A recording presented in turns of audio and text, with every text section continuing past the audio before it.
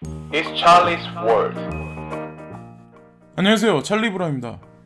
지금 여기 나와 있는 사진을 보시면 여기 황소 그림이 있잖아요. 그래서 아니나 다를까 이제 불장에 관한 어떤 그런 얘기인데, 사실 비트코인에 관한 얘기는 아니고 잠정적으로 지금 미중 무역 협상이 이제 차후로 이제 보류될 거다. 그래서 보복 관세, 미국에서 보복 관세를 중국에다 때리는 거에 관해서 연기가 될 거다. 그런 거에 관해서 아직 결론이 도출하지 않은 상태이기 때문에 여기 보시면 다우 스네이크 하이어라고 여기 나와 있는데, 뱀이 이제 머리를 들어서 높이 쳐들었다. 시세가 상승하고 중요한 이제 장애물을 뛰어넘었다는 얘기거든요. 사실 그 미국 어떤 주식시장 자체가. 그리고 비트코인 같은 경우는 지지 기반을 다지고 아니면 박스권 장세에서 그냥 횡보하고 있는 장세다. 현재 상황이 그렇다는 거에 관해서 사실 CCN에서 말을 해주는 건데, 여기 보시면 미중 무역전쟁 이관이 보류될 수 있음이라고 나왔죠. 그래서 원래는 좀 전에 말씀드렸지만 3월 초에 이전의 강경시한을 넘어서 연기할 것이라고 암시했다. 그래서 이런 거를 한번 생각을 해보셔야 된다는 거예요. 지금 시점에서 왜 미국이란 나라에서 중국에다가 관세를 바로 때려서 중국을 잡을 수도 있는데 왜 이런 식으로 할까? 근데 그 얘기인 즉슨 뭐냐면, 미국에서 만약에 이번에 보복 관세를 거대하게 자기네가 얘기했던, 트럼프가 기존에 얘기했던 그거대로 강경하게 그 스탠스를 취해서 만약 관세를 때리잖아요. 그러면 그거에 따라서 미국 정부도 마찬가지로 경제 면에 있어서 엄청나게 타격을 많이 받을 확률이 높아요. 그건 결국에 자승자박밖에 안 되거든요. 여러 가지 어떤 그런 것도 뭐 기자의 견해도 있고 제 개인적인 어떤 그런 것도 있기 때문에 그렇게 한번 봐주시면 좋을 것 같고, 하버드의 교수로 재직한 그런 분이 있는데, 그분 같은 경우는 미국 그러니까 주식 시장이 앞으로 콜랍스 될 거다, 그러니까 붕괴될 거다, 그런 거에 관해서 이제 언급을 하는 거거든요. 지금 기존에 있는 대부분의 어떤 경제학자들, 이런 사람들은, 그리고 대부분 아마 한국에서 경제 쪽에 약간 어느 정도 견해가 있으신 분들, 많은 분들, 되게 많은 유튜버 하다못해 암호화폐 하시는 분들도 대부분의 분들이 그걸 주장하시잖아요. 근데 저는 항상 작년서부터 계속 반대로 얘기를 했기 때문에 저는 끝까지 중국에서 결정적으로 앞으로 괜찮아질 거다라고 얘기를 하는 거고, 그래서 결론은 분명히 날 거예요. 하버드 교수님도 이런 말씀을 하셨죠. 그래서 저는 이분이 이 말씀 하셨다고 해서 캡처한 건 절대 아니에요. 저는 다 본다고 그랬잖아요. 이분이 말씀을 하시는데, 하버드 법대 마크 우 교수는 진행 중인 무역 협상에 영향을 미칠 수 있는 변수가 다양하기 때문에 3월 1일까지 포괄적인 무역 협상은 거의 불가능하다고 말했다. 다우존스는 무역 협상이 없다면 시장 충격을 느낄 수 있을 것이다. 3월까지, 그러니까 3월까지죠. 포괄적인 협상이 이루어지지 않으면 양국의 수출입 관세가 추가로 늘어나 미국과 중국의 주식시장 전망이 약화될 것이다. 지금 보시면 브렉시트 같은 경우도 잠정적으로 연기를 해놓은 상태잖아요. 아마 뉴스를 다들 보셔가지고 아시겠지만 그 결론에 도출내는 거에 관해서도. 그래서 이런 어떤 그 전체적인 어떤 안 좋은 부정적인 어떤 뭐 여러 가지 이슈, 빅 이벤트들을 한 곳으로 제가 개인적으로 봤을 때는 아마 뭉쳐놓지 않을까라는 생각을 하거든요. 그래서 그 시점이 지금은 올해 연말이라는 예측이 되게 많아요. 벡트 거래소나 아니면 비트코인 ETF 승인에 관한 것도. 근데 그거는 모르는 거죠.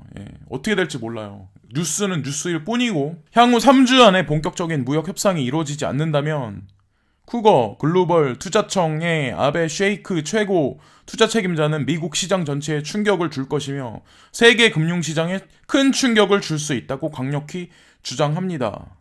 라고 그런 식으로 이제 얘기를 하죠. 그래서 여기 보시면은 CNBC에서 이제 인터뷰 하신 내용인데 그런 것도 나와 있고, 지금 여기 나와 있는 그 이분이 이름이 헤스터 피레스라고 여자분인데, 이분이 이제 세계에서 비트코인 관련해 승인에 관해서 관여를 하시는 한 포지션을 가지고 있는 위원이신가 봐요. 근데 이분이 이제 그런 언급을 했어요. 2019년도에 비트코인 ETF에 관해서 룰이 만약에 제대로 나오지 않으면 그것으로 인해서 ETF는 끝날 거다. ETF 승인은 나지 않을 거다라고 이제 경고성 발언한 거죠. 그래서 사실상 이 말을 다시 한번 새겨보면 이분은 긍정적으로 처음부터 지금까지 말씀을 하셨던 분이거든요. 그래서 그 내용인즉슨 보시면 그 트윗도 많이 하시는 것 같은데, 비트코인 ETF 다음 암호화와 항소를 위한 촉매제가 될 거다. 그래서 비트코인 ETF 승인은 가격 반등에 다음 주요 방안으로 널리 보입니다. ETF는 기관 투자가들에게 암호화 시장에 쉽게 접근할 수 있는 방법을 제공할 것입니다. 섹은 윙클보스 트윈스의 제안을 포함하여 2018년까지 여러 ETF 신청을 거부했습니다. 위원회는 시장에서 조작과 성숙의 부족에 대한 우려를 되풀이하고 있습니다. 이분 같은 경우는 초창기부터 만약에 4명이 의원이 있으면 이분은 처음부터 계속해서 승인 내줘야 된다. 계속해서 이제 주장을 했던 사람이고, 바로 전에 이제 리젝 당할 때는 그때는 50대 50이었고, 다음 번으로 넘어가면 이제 75%대 25%가 되겠죠. 그래서 4명 중에 이제 3명이 승인해주자라고 나오면 바로 승인 통과되는 건데, 저는 어떤 여러 가지 것들이 결국엔 경제 문제 아니면 정치적인 문제가 트리거로 작용해서 그런 부정적인 어떤 그런 영향들이, 그래서 연말이라고 뉴스에 나오지만 그거는 모르는 거잖아요. 항상 여태까지 다들 아시겠지만 그래 왔잖아요. 뭐가 언제 된다고 하면 그때 안 되고 또 딜레이 시키고, 딜레이 시켜놓고 그 안에 될 수도 있는 거잖아요. 그래서 2019년 안에 된다고 얘기를 했기 때문에 당장 5월달 안에 될지 5월달 넘어서 될지 아니면 당장 다음 달 될지 그건 아무도 모른다. 저는 생각을 하거든요. 그리고 여기 나와 있는 거는 이 사람이 이제 보시면은 이건 이더 차트인데, 이 사람이 원래는 라이트코인을 이제 추종했던 사람이거든요. 그거를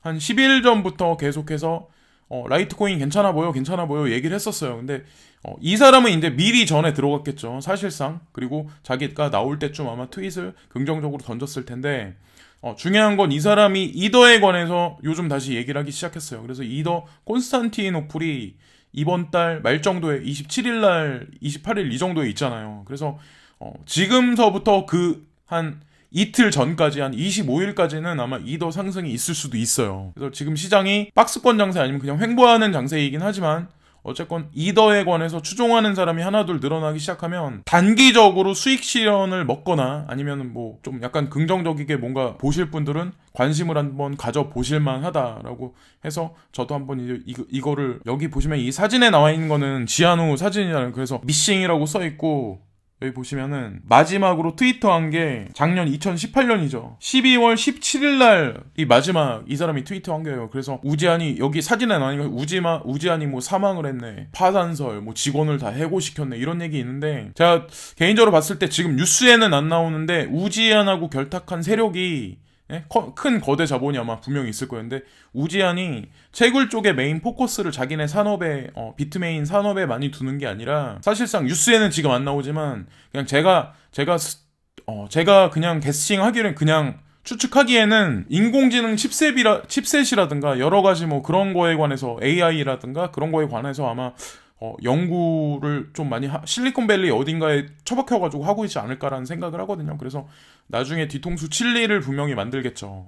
이것도 어디까지나 이제 개인적인 생각이고, 그리고 이거 같은 경우는 이게 네이버에도 아까 나왔던데, 이게 CCN에 나온 건데, 미국의 국채는 22조 달러에 이르는 엄청난 타격을 입었습니다. 비트코인이 중요한 이유입니다. 라는 그런 뉴스예요. 그래서 여기 보시면 국가 부채가 계속해서 이제 상승한다, 상승 곡선에 관해서 쭉 나와 있는 건데, 부시 대통령 있을 때까지는 그냥 완곡하게 그냥 올라가는데, 오바마 때부터는 좀 경사가 더 가파라졌어요. 근데 더 웃긴 건 트럼프 행정부가 미국 사람들이, 그래서 일부 계층은 트럼프 대통령을 좋아하는데 나머지 사람들은 트럼프 대통령을 좀 미치광이로 생각하는 사람이 되게 많거든요. 저는 트럼프 대통령을 천재라고 생각해요. 개인적으로 저는 약간 그렇게 생각을 하거든요. 근데 지금 보시면은 빚이 엄청나게 가파르게 상승해서 90도 각도로 꺾여 있잖아요. 여기 보시면은. 그래서 거의 10%가 증가해 버렸는데, 급작스럽게 단기간에. 이 사람이, 제가 개인적으로 생각에는 이 사람이 멍청해서가 아니라 다 고도의 전략가이기 때문에 어떤 배후 세력에 의해서 저는 이 사람이 여기 자리에 분명히 올라갔다고 생각을 하거든요. 지켜볼 일이고, 중요한 건 칼자루는 분명히 이 사람이 진 거니까 욕해봐야 변하는 게 뭐가 있어요. 그리고 여기서 보시면 코인이 중요한 이유가, 다음 경기 침체가 오면 그리고 그렇게 될 것입니다. 미국은 빚을 갚기가 훨씬 더 어려워질 것입니다. 그리고 그들은 2008년 위기를 겪었던 것처럼 어려움을 겪고 있는 기관들을 지원할 것 같지는 않습니다. 다음에 만약에 기업들이 파산이 되거나 이러면 그거에 관해서 자기네가 도와주진 않을 거다라는 그런 얘기거든요. 그리고 대신 그들은 달러를 더 인쇄하기 위해 연방준비제도 이사회로 향해야 할 것입니다. 라고 얘기 나왔는데, 사실 이것은 인플레이션을 증가시키고 돈의 구매력을 떨어뜨립니다. 최악의 경우 베네수엘라에서 보았듯이 초인플레이션으로 하이퍼 인플레이션 얘기하는 것으로 이어질 수 있습니다라고. 그래서 양적 완화를 사실 미국에서 달러를 다시 찍어낸다고 얘기하는 사람들도 있는데 양적 완화를 못해요. 할 수가 없어요. 그래서 그 대안이 되는 게 사실은 지금 스테이블 코인이 됐든 비트코인을 상장지수에 올려놓고 그 다음에 차후에 비트코인, 이더리움, ETF에 관해서 승인 신청을 내주겠죠. 근데 시기가 문제일 뿐이지 저는 어느 정도 그림이 일단 퍼즐의 아웃라인은 다 맞춰뒀다고 생각을 하거든요. 그래서 어쨌든 중국을 까는 사람들도 많고 하긴 하지만 저는 미국이 더 왠지 위험해 보이는데, 왜냐면 미국에 있는 큰 손들, 어떤 큰 자금, 전 세계에 있는 큰 자금 움직이는 사람들이 돈 이동을 인도하고 중국으로 되게 많이 들어가 있어요. 그건 사실이에요. 그리고 그게 그 숏머니가 아니라 그냥 핫머니가 아니라 되게 롱텀, 그러니까 되게 긴 어떤 기간을 보고 거기 앉아있는 10년 이상 보고 앉아있는 거거든요. 그거를 보시고 어떻게 될 건지, 그리고 그거에 관해서 이제 그 흐름을 파악을 하셔야 된다는 거죠. 제가 말하는 게 중국이 괜찮아질 거다고 얘기하는 게 제가 추측이 틀리면 저는 어떻게 보면 바보 같은 추측을 계속 했던 사람으로 아마 낙인을 시킬 거고, 그리고 저하고 이제 반대로 미국이 앞으로 10년간 장기간 앞으로도 우세할 거다라고 얘기했던 사람, 암호화폐에 관해서도 미국에 관해서 계속 강할 거다, 순위는 바뀌지 않을 거다 계속 얘기했던 사람들이 제가 말한 것 같이 만약 그 사람들이 틀리다면 그 사람들이 분석가로서 어떻게 보면 전문가라고 주장들을 하지만 전문가가 아니라는 거죠. 예. 저는 전문가가 아니에요. 누구 앞에 나가가지고 뭘 할 입장도 안 되고, 예. 떠드는 것도 좋아하고 이런 거 보는 걸 좋아하기 때문에 결론은 분명히 날 거라는 거죠. 그리고 여기 나와 있는 것도 비트코인은 대체 통화 시스템입니다. 그것은 달러와 같은 피아트의 돈입니다.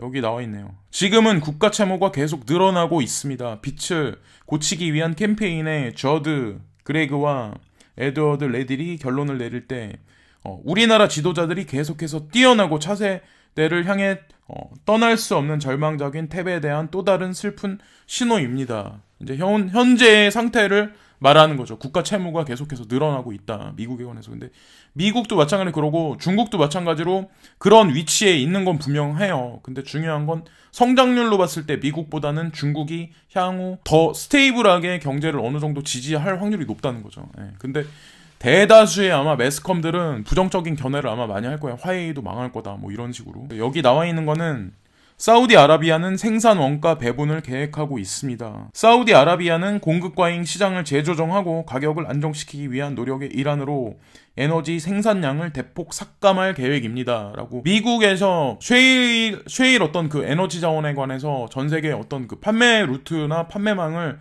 계속 확대하고 있는 와중에 지금 오페크가 와야 될 위기가 있었는데, 거기에 얼마 전에 사우디가 주도하는 석유 수출기구 오펙은 12월 러시아와의 협상을 통해 새해 생산량을 줄이기로 했습니다. 이 발표는 처음에는 상인들이 어깨를 움츠림으로써 1월까지 유가의 상당한 회복을 도왔습니다. 국제 기준 브렌트 원유는 현재 사우디가 예산 평균을 맞추기 위해 필요한 것보다 훨씬 낮은 배럴당 약 64달러로 평가되고 있습니다. 라고 여기 나와요. 그래서 만약에 러시아가 오펙에 끼지 않았었다면 미국이 아마 움직이는 거에 의해서 자국의 이득을 도모할 확률이 되게 높았는데, 러시아가 여기 개입돼 있고 러시아 가스관이 독일에 들어갔는데, 그거에 관해서 원래 미국에서 자기네가 셰일가스를 원래 니네 겨울을 대비해서 우리가 싸게 줄게라고 얘기했는데, 사실상 그 운송비나 여러 가지 면에 있어서 독일에서 타산을 따져보니까 그게 아니기 때문에 사실 러시아하고 교착 관계가 끊어진 게 아니거든요. 에너지 라인 자체가. 그래서 그거에 관해서 미스하는 사람들이 많은데 그렇게 될 수가 없어요. 이득 관계가 독일 같은 경우도 교역량, 그러니까 무역 교역량 같은 경우 미국보다 독일이 화웨이에 관해서 다시 한번 오픈해준 게 왜 그랬냐면, 중국하고의 교역량이 훨씬 높기 때문에 미국이 지금 독일의 지금 정치적인 어떤 그런 거를 이렇게 저렇게 해라, 막 이렇게 저렇게 지금 말을 하고 있지만, 그거에 관해서 점점 자국주의로 지금 독일 같은 경우도 그러고 있거든요. 예전에는 미국하고 한 배를 탔는데 지금은 그게 아니라는 거죠. 그럼 그런 나라들이 유로 안에서도 많이 늘어난다는 거죠. 앞으로 브렉시트가 이제 생기기 시작하면서. 근데 지금 보시면은 커먼웰스라고 아마 아실 거예요. 캐나다 그리고 영국이 원래 주가 되는 나라고, 거기 그 캐나다가 있고 거기 뉴질랜드가 들어가 있고 오스트레일리아, 예, 호주가 들어가 있고 그게 커먼웰스 연방이라는 데인데 그 연방은 깨지진 않죠. 예? 근데 그게 친미거든요, 사실은. 근데 중요한 건 영국이라는 나라도 예전에는 친미 성향이 되게 강했었는데 한쪽 편에서는 한쪽 다리는 사실 중국에다 걸쳐놓은 거예요. 근데 자세히 막 이런저런 뉴스를 많이 안 본 사람들은 제가 뭐 내피셜이라고 말하는 사람들이 많은데 제가 뉴스 보는 거를 되게 좋아해요. 예, 저는 일을 안 하잖아요. 그러니까 제가 뭐 하겠어요. 그렇다고 맨날 게임만 하겠어요. 게임도 잠깐 하지 무슨 뉴스 보는 걸 좋아해요. 예, 이렇게 이런 거를 떠들고 하는 걸 또 좋아하고. 그래서 저는 어쨌건 흐름은 아마 그쪽으로 갈 거다라는 거예요. 왜냐면 미국 위주로 손잡았던 그런 나라들 그리고 화해를 배제했던 나라들이 뉴스에는 대대적으로 한국 매스컴에는 그렇게 안 나오는데 해외 외신 같은 거 많이 둘러보시면 아마 아실 거예요. 뉴질랜드도 마찬가지고 5G에 관해서 어느 정도 그걸 해줬어요. 차후 아마 결론을 나올 거예요. 그리고 여기 나오는 거는 리플 크립토커런시가 아니며 집중적인 중앙 집중식 토큰을 막 나열한 클레임 교환입니다 라고 나오죠. 그래서 리플은 암호화폐가 아니다 라는 그런 내용인데 XRP에 대해 알아야 할 것은 엄격한 의미의 암호 해독이 아니라는 것입니다. XRP와 크립토커런시가 구별되는 이유는 블록체인을 기반으로 하지 않는 것이고 채굴되지 않으며 중앙 집중화되어 있기 때문입니다. 리플은 네트워크 리플 랩의 다양한 응용 프로그램 모음입니다. 이제 국내 무슨 뭐 경제 뉴스 쪽을 제가 말씀드릴 게 몇 가지 있어가지고 이제 쭉 제가 좀 말이 좀 길었었는데 좀 빠르게 진행을 할게요. 그래서 여기 보시면 리딩 금융그룹 탈환 소식에 신한지주 주가 힘받나라고 여기 나와 있잖아요. 그래서 이게 사실 예전에 이제 캡처한 건데 2월 13일 날 이거를 이제 뽑아낸 건데 보시면은 제가 제목만 보고 말씀드릴게요. 원래는 한국에서는 리딩 금융그룹이 원래는 국민이잖아요. 다들 아마 아시겠지만 근데 신한으로 바뀌었어요. 신한으로 바뀌었다는 얘기는 차후에는 사실 신한이라는 데가 일본 자금으로 움직이는 게 되게 많잖아요. 신한에서 움직이는 여러 가지 것들이 그런 식으로 지금 한국에 지금 보면 중국 자본도 되게 많이 들어오고 있는데 알고 보면 일본 자금도 되게 많이 들어오고 있어요. 그리고 그거에 관해서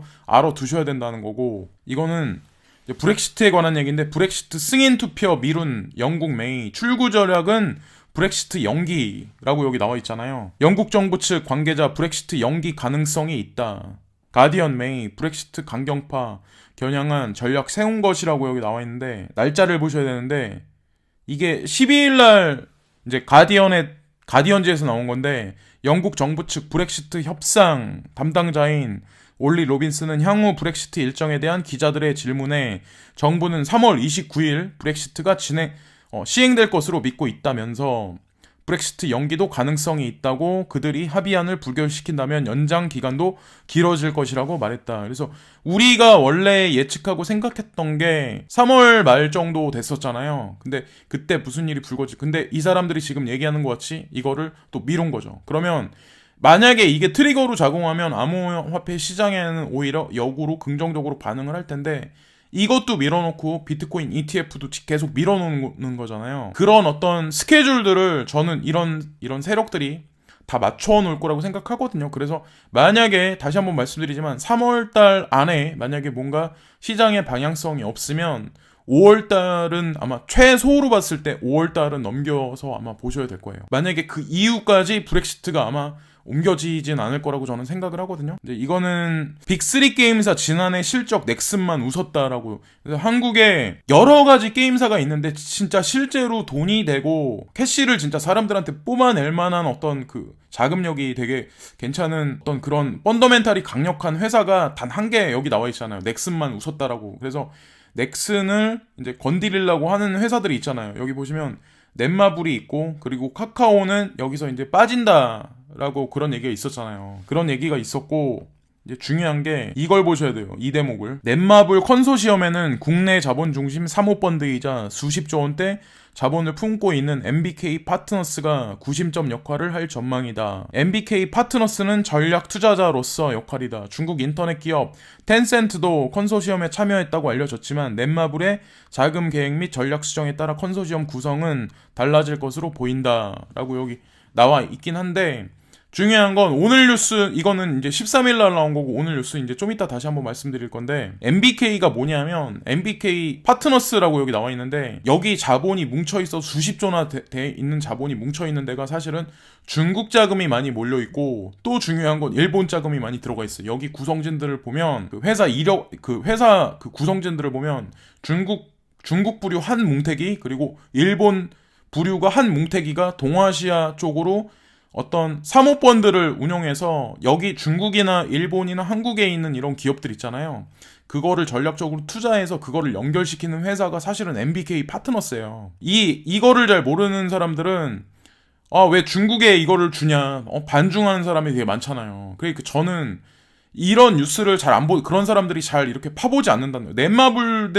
넷마블에도 마찬가지로 지금 보시면 텐센트에서 가지고 있는 지분율이 상당히 많아요. 경영권까지 어떻게 보면 참여를 어느 정도 흔들 수 있는 16.7%나 되는 지분율을 가지고 있잖아요. 근데 보시면 MBK에서 움직이는 자금도 중국 자금이 들어가 있잖아요. 그러면 더 이상 얘기할 게 뭐가 있어요. 그러니까 사실상 알고 보면 넷마블이 움직이는 것 같지만 얼굴은 한국 사람이 내세운 거지만 안 그렇다는 거죠. MBK 파트너스도 여기 대표를 보면 한국 사람인데 뒤집어 까보면 이 사람도 그냥 바지 사장이에요. 여기 나와 있는 건 롯데캐피탈 인수전에 8곳 참여했다. KB하고 MBK의 2파전 관측이라고 여기 나와 있는데, KB가 지금 보시면 KB가 아마 빠졌을 거예요. 그래서 MBK가 자본력이 방금 전에 아마 보셨겠지만 수십조 원에 되는 자금을 움직이는 어떤 그런 회사거든요. 근데 보시면 신한금융은 가격 부담으로 불참, 그리고 롯데캐피탈 수익성, 건전성 측면서 KB금융과 MBK 2파전 관측이라고 여기 나와 있잖아요.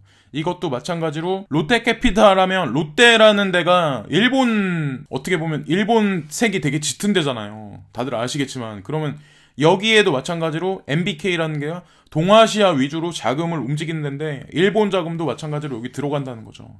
중국 자금도 마찬가지로.